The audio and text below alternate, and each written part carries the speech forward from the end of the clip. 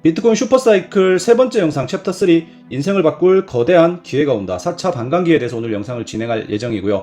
앞선 영상에서는 비트코인의 반감기에 대해서 이야기를 해봤습니다. 세 번의 반감기가 있었고 반감기 때마다 비트코인은 상당히 큰 폭의 상승을 해왔습니다. 이제 4차 반감기를 앞두고 있고 4차 반감기에도 앞선 반감기 때처럼 큰 상승이 있을지 그리고 그 징후를 어떻게 포착하는지에 대해서 오늘 내용을 진행할 예정이니까 영상 끝까지 시청해 주시면 감사하겠습니다. 그렇다면 본격적으로 책 속으로 들어가서 내용들을 한번 살펴보도록 하겠습니다. 비트코인의 슈퍼사이클 주요 촉매라고 해서 어떤 부분들이 비트코인의 슈퍼사이클의 촉매제가 되는지 살펴보면 비트코인의 4차 공급량 반감기, 그리고 글로벌 유동성의 증가, 그리고 미국 현물 ETF의 승인, 이런 부분들이 이제 비트코인의 슈퍼사이클의 촉매제가 된다라고 저자는 얘기를 하고 있고요. 비트코인 슈퍼사이클이 시작되면 무슨 일이 벌어질까? 투자 기회는 쌀 때 잡아야 한다. 그렇지만 사람들은 늘 비싸지면 뒤늦게 달려든다. 그래서 돈을 벌지 못한다. 지금 우리 앞에 거대한 기회가 또 한 번 다가오고 있다. 이런 기회가 언제 다시 주어질까? 그동안 수많은 기회를 놓쳐왔다면 부디 이번에는 당당히 맞서길 바란다 라고 얘기하면서 저자는 챕터 3를 시작을 하고 있습니다. 자, 지금까지 저자는 반감기가 오면 비트코인이 상당히 크게 상승을 한다라고 했는데, 그렇다면 이제 반감기가 오기 전에 어떤 전조 현상이 있는지 한번 살펴보도록 하겠습니다. 이번에도 반감기 사이클이 다가온다는 징조가 있을까? 만약 특정한 전조 현상을 발견할 수 있다면 이를 통해 앞으로 다가올 사이클들의 발생 여부를 미리 파악할 수 있지 않을까? 지금부터 함께 알아보자 라고 합니다. 어떤 전조 현상들이 있는지 지금부터 구체적으로 한번 살펴보도록 하겠습니다. 자, 첫 번째는 가격의 추세 전환이 있습니다. 비트코인 가격은 매번 반감기가 지난 후 정점을 찍고 나면 일정 기간 하락 추세로 전환했다라고 합니다. 그러다가 다음 반감기를 얼마간 남겨두고 돌연히 가격이 하락 추세선을 상향 돌파했다. 여기 왼쪽 차트에서 보면 이 동그라미 부분, 비트코인은 반감기 때 급등을 하다가 쭉 하락을 하다가 여기 동그라미 부분을 상향 돌파하면서 본격적으로 주가가 상승을 하게 되고요. 그리고 2차 반감기 때도 마찬가지로 상승 이후에 또 한번 하락을 하고 여기 동그라미 부분을 돌파하고 상승을 시작하는 전조 증상을 보였다라고 합니다. 마찬가지로 이제 4차 반감기를 앞둔 시점에서도 비트코인은 상당히 크게 하락을 했다가 다시 지금 여기 동그라미 부분을 돌파하는 그런 지금 지점이 나왔다라고 저자는 얘기를 하고 있고, 자, 그럼 이번에는 어떨까? 비트코인 가격은 2021년 11월에 정점을 찍었다. 여기에서 정점을 찍었다라고 합니다. 그 이후로는 이전 사이클들과 마찬가지로 가격이 하락한 것을 확인할 수 있다. 이렇게 하락한 것을 확인할 수가 있고, 그러다가 2023년 1월 고점이 높아지면서 가격의 추세가 바뀌었다. 여기서 추세가 바뀌었다라고 얘기합니다. 지금 이렇게 다 세 번의 반감기 때마다 다 같은 현상들이 일어났기 때문에 이번 4차 반감기에도 지금 여기 돌파선을 돌파했기 때문에 아무래도 같은 현상이 일어나지 않을까라고 저자는 지금 예상을 하고 있는 거고요. 2023년 1월 고점이 높아지면서 가격의 추세가 바뀐 부분, 이게 비트코인의 실제 차트입니다. 여기서 주가가 쭉 하락을 하다가 여기서부터 이제 추세를 돌리면서 상승을 하는 2023년 1월 부분, 이 부분을 지금 차트로 확대를 해서 보여줬는데 비트코인이 쭉 하락을 하고 쭉 내려왔다가 여기서부터 추세가 돌아가면서 이렇게 올라가지 않을까라고 저자는 예측을 하고 있고, 지금까지의 반감기에서도 다 그래 왔다라고 얘기를 하면서 역사를 지금 되짚어가면서 증명을 해가고 있는 상황이고요. 그렇다면 왜 바뀌었을까? 답은 이전 반감기들에 이미 나타나 있다. 다음 반감기가 다가오면서 시장이 서서히 가격을 올리기 때문이다 라고 얘기를 하고 있고, 투자자들이 새로운 반감기를 준비하고 있다는 증거로 받아들여도 무방할 것이다 라고 얘기를 하고 있습니다. 앞에서도 잠시 언급을 했지만 1차 사이클, 2차 사이클, 3차 사이클의 크기는 다르지만 모양은 이런 식으로 전체적으로 조금 비슷하다라고 얘기를 하고 있고, 모양이 이렇게 비슷하다면 이번에도 비트코인 사이클이 순조롭게 진행 중이라고 생각할 수 있지 않을까라고 얘기하면서 저자는 기대감을 나타내고 있습니다. 자, 세 번째 근거로 100일 이동 평균선의 돌파라고 얘기를 하고 있고요. 가격이 100일 이동 평균선을 돌파하여 상방으로 올라설 때가 새로운 반감기 사이클이 시작되는 트리거로 작용했음을 확인할 수 있는데, 2023년 3월에도 그 트리거가 발동을 했다. 가격이 100일 이동 평균선을 상향 돌파한 것이다 라고 얘기를 하고 있습니다. 이것은 아주 긍정적인 신호로 생각을 할 수 있다라고 합니다. 여기 빨간 선이 100일 이동 평균선이고 이게 비트코인 가격인데, 비트코인 가격이 여기서 한번 올라왔다가 100일 이동 평균선 밑으로 내려와서 여기를 돌파할 때 그때부터 강한 상승이 나오고, 마찬가지로 다시 하락을 해서 100일 이동 평균선 밑으로 내려와서 다시 반등을 하면서 올라가고, 그리고 지금 다시 100일 이동 평균선 밑에서 있다가 여기를 지금 강하게 돌파를 했다라고 합니다. 그러면 지금부터 이런 상승이 나올 수 있다라고 저자는 하나의 또 근거를 들고 있고요. 자, 중간에 이제 저자는 이동평균선을 간단하게 좀 설명을 하고 있습니다. 제가 이제 비트코인 책 말고도 다른 주식 강의에서도 이동평균선에 대해서는 상당히 많이 얘기를 했으니까 다른 영상들도 한번 찾아보시면서 이동평균선의 기본 개념을 조금 아셨으면 좋겠고, 이 책에 나오는 간단한 개념들을 바탕으로 이동평균선을 조금 정리를 해보면 이처럼 이동평균을 이용하면 가격의 큰 방향, 즉 추세가 어떻게 흘러가고 있는지 한눈에 알아볼 수 있다. 짧은 기간의 이동평균선을 사용한다면 단기적인 추세를, 그리고 오랜 기간의 이동평균선을 사용하면 장기적인 추세를 알 수 있다라고 얘기를 하면서 이동평균선은 추세를 알 수 있는 하나의 보조 지표라고 얘기를 하고 있고요. 이동평균의 또 다른 역할은 지지선과 저항선을 확인하는 것이다 라고 합니다. 여기 특정한 어떤 이동평균선이 있으면 주가가 움직이면서 여기 이동평균선을 뚫지 못하면 저항을 받게 되고, 그리고 올라갔다가 다시 하락을 할 때 이동평균선의 지지를 받으면서 다시 재반등을 하는 그런 모습들을 보여주고 있기 때문에 이동평균선의 또 다른 역할은 지지선과 저항선을 확인하는 것이다 라고 저자는 이야기를 하고 있습니다.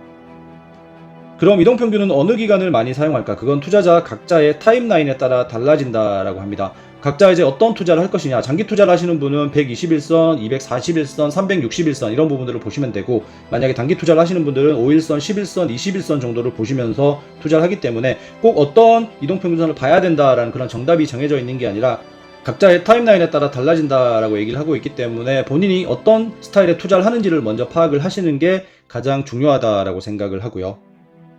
이동평균을 볼 때 가장 중요하게 생각하는 신호 중 하나가 골든크로스와 데드크로스이다 라고 합니다. 이건 이제 제가 주식 강의에서 상당히 많이 말씀을 드렸고, 여기 차트에서 보면 녹색이 200일선이고요. 그리고 보라색이 50일선입니다. 단기 이동평균선이 장기 이동평균선을 밑으로 뚫고 내려가면 데드크로스라고 하고, 그리고 장기 이동평균선을 단기 이동평균선이 뚫고 이렇게 올라가게 되면 여기서 골든크로스라고 합니다. 추세가 올라가면서 단기 이동평균선은 조금 더 민감하게 반응을 하기 때문에 아무래도 둔감하게 움직이는 장기 이동평균선을 뚫고 올라가게 되면 주가도 마찬가지로 이렇게 올라간다라고 이해를 하시면 되고, 골든크로스나 데드크로스는 주식이나 비트코인에서 기본적으로 아셔야 되는 추세가 바뀌는 아주 중요한 포인트이기 때문에 꼭 이해를 하시면서 가시면 좋을 것 같고요.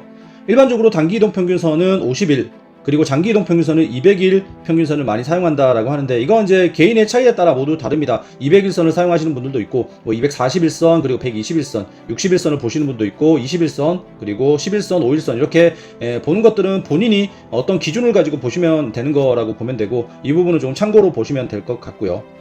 하지만 이동평균선에도 한계는 있습니다. 모든 보조지표가 그렇듯이 이동평균도 결국 후행성이라는 게 한계를 가지고 있다라고 합니다. 미래를 예측하는 도구는 되지 못한다라고 얘기를 하고 있고, 단기적 가격 변화는 어떠한 방법으로도 예측이 불가능하다. 가격 움직임에 집착하기보다 자산의 본질적 가치에 집중해야만 하는 이유이다 라고 얘기하면서 이동평균선의 한계를 이야기하고 있습니다.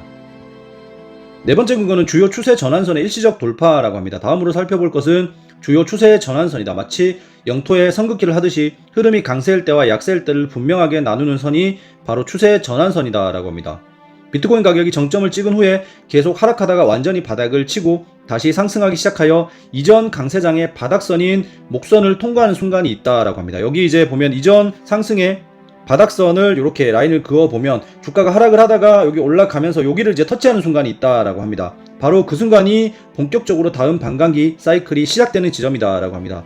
계속 주가가 내리기만 하다가 올라가면서 상승 반전을 하고 이전에 있었던 상승의 최저점을 이제 뚫고 이제 올라가려고 하는 시도를 할 때, 이때가 중요하다라고 얘기를 하고 있고, 이 목선의 가격은 대략 3만 달러 정도인데 2023년 4월과 6월 두 차례에 걸쳐 목선을 일시적으로 한번 돌파했었다라고 이렇게 얘기를 하고 있고, 목선을 두 차례나 돌파했다는 것은 이미 다음 반감기 사이클이 시작되었다는 것을 알리는 신호다. 마치 냄비 안에 물이 끓기 시작하면 뚜껑이 조금씩 들썩거리듯이 가격이 들끓기 전에 추세 전환선을 여러 차례 넘나든다라고 하는데, 상당히 좀 좋은 표현이죠. 물이 끓기 전에 냄비 뚜껑이 왔다 갔다 하듯이 이것도 이제 주가가 쭉 상승을 했다가 하락을 하고 차가워져 있던 물이 이제 다시 끓기 시작을 하면서 냄비 뚜껑을 조금씩 건드리는 모습이다라고 얘기를 하고 있습니다.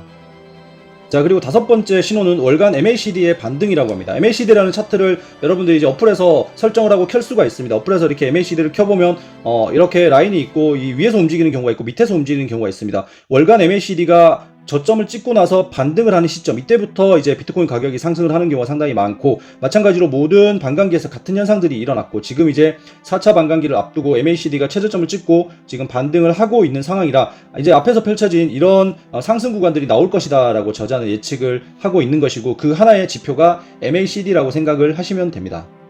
비트코인의 월간 MACD가 바닥을 찍고 반등하면 이전의 사이클이 종료되고 새로운 사이클이 시작된다는 신호이다. 이번에도 2022년 말 이 신호가 바닥을 찍었고 이후 반등을 하고 있다. 따라서 새로운 사이클이 시작될 것으로 판단할 수 있다라고 합니다.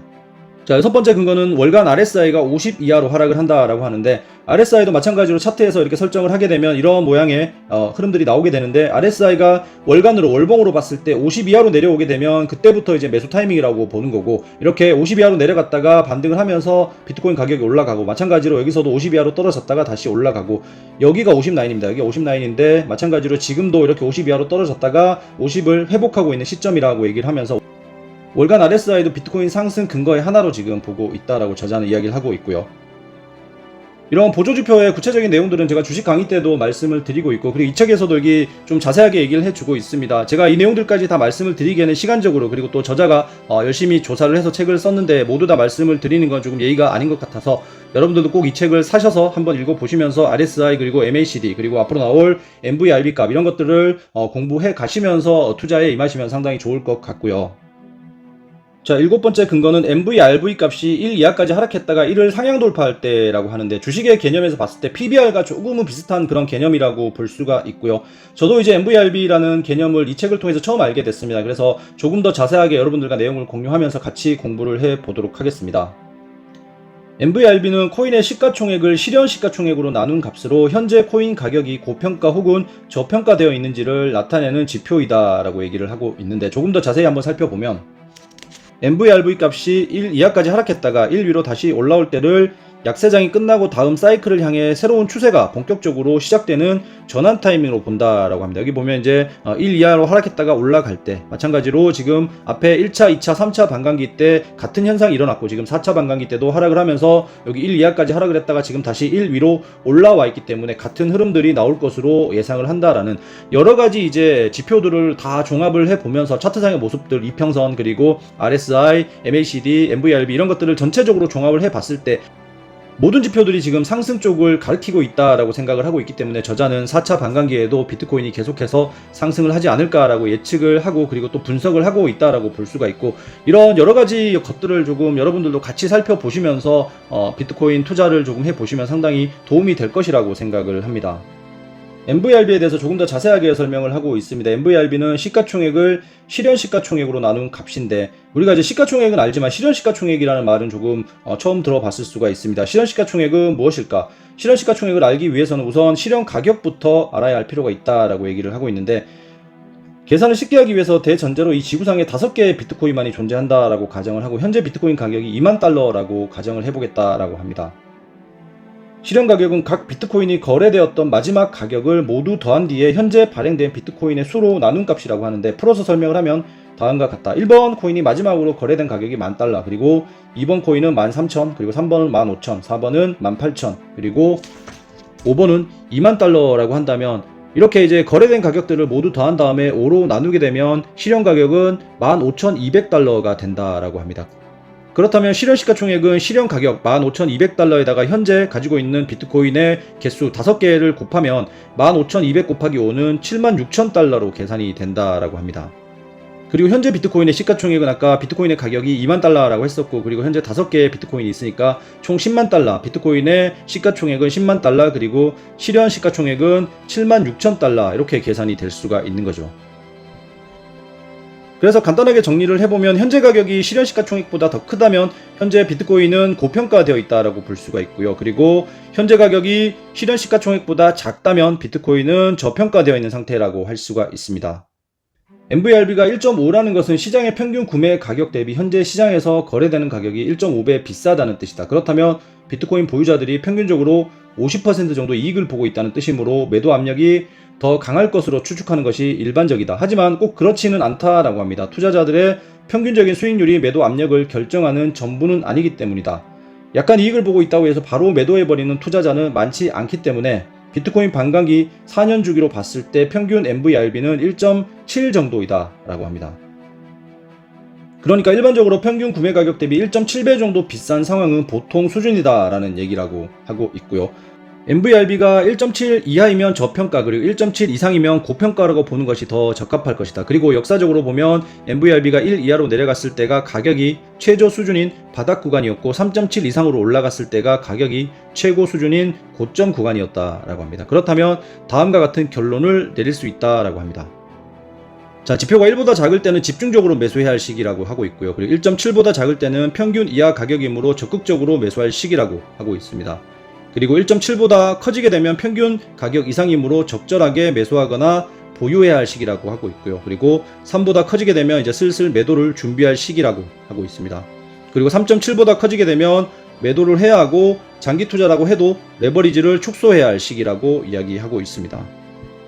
이처럼 MVRB를 활용하면 현재 시장의 평균적인 이익이 어느 정도인지 그에 따라 투자자들의 심리가 어떻게 작용할지 미리 짐작해 볼 수 있으며 단기 또는 중기 투자자의 경우 매수나 매도의 신호로 삼는 것도 가능하다라고 얘기를 합니다. 자, 모든 것이 4차 반감기를 가리키고 있다라고 합니다. 지금까지 살펴본 대로 모든 지표가 한결같이 한 방향을 가리키고 있다. 이번에도 예외 없이 새로운 사이클이 시작되었음을 알리는 징조가 아닐까라고 하고 있고, 다음 반감기가 시작될 것으로 예상되는 시기는 2024년 4월 말이다라고 합니다. 지금 시점에서 이제 반감기에 돌입을 했다라고 볼 수가 있고요. 조금 더 구체적으로 따져보면 4월 23일이 가장 유력하다. 다만 이것은 2023년 12월 기준의 추정치이다라고 합니다. 정확하게 확정할 수 없는 이유는 비트코인 채굴이 정확히 10분마다 한 번씩 이루어지지 않기 때문이다라고 얘기하고 있고, 대략적으로 2024년 4월 말 정도일 것으로 추정이 된다라고 하고, 어찌되었든 2024년 4월 말을 전후로 해서 네 번째 반감기가 시작된다는 것만은 확실하다. 이번 반감기를 전후로 해서 어떤 역사가 펼쳐질지가 너무 기대가 된다. 어떤가? 여기까지 이 책을 읽어왔다면 나와 마찬가지로 반감기가 시작된 이후 어떤 일이 펼쳐질지 기대되지 않는가? 하지만 벌써부터 설레이기엔 이르다. 더 흥미로운 이야기가 아직 많이 남아있다라고 하면서 챕터 3를 지금 마치고 있습니다. 자, 여기까지 해서 챕터 3까지 봤습니다. 여기까지 읽으면서 제가 느낀 점은, 보통의 사람들이 비트코인을 투자를 할 때는 비트코인은 뭐 무형의 자산이다 이렇게 얘기를 하면서 주변 사람들의 추천 또는 뭐 어떤 감에 의해서 투자를 상당히 하는 경우가 많은데, 여기 저자가 지금 비트코인의 투자 반감기와 그리고 투자를 해야 할 시점들을 분석을 해 둔 것을 보면 총 8가지의 근거를 들면서 이야기를 하고 있습니다. 차트를 보면서 이동평균선, 그리고 반감기에서 추세를 반전시키는 어떤 신호들, 그리고 RSI나 MACD 같은 보조 지표들, 이 8가지를 보면서 이제부터 비트코인이 상승할 수 있겠구나라는 예측을 넘어서 확신을 하는 이런 과정들을 보여주고 있습니다. 여러분들이 비트코인을 투자하는 그런 자세와 상당히 좀 다르다라고 할 수가 있는데, 이렇게 해야 정말 확신을 가지고 돈을 벌 수 있다라는 것을 보면서 저도 조금 많이 깨달은 바가 있습니다. 자, 챕터 3를 끝내면서 더 흥미로운 이야기가 아직 많이 남아있다라고 합니다. 어떤 이야기들이 남아있을지 상당히 좀 기대가 됩니다. 여러분들도 내용이 궁금하시다면 영상 구독과 좋아요, 알림 설정 해두시고 다음 영상 계속해서 봐주시면서 비트코인을 어떻게 하면 공략할 수 있는지, 그리고 앞으로 4차 반감기에는 어떤 현상들이 일어날지에 대해서 같이 공부해 가셨으면 좋겠습니다. 영상 끝까지 시청해주셔서 감사하고요. 다음 시간에 또 찾아뵙도록 하겠습니다. 감사합니다.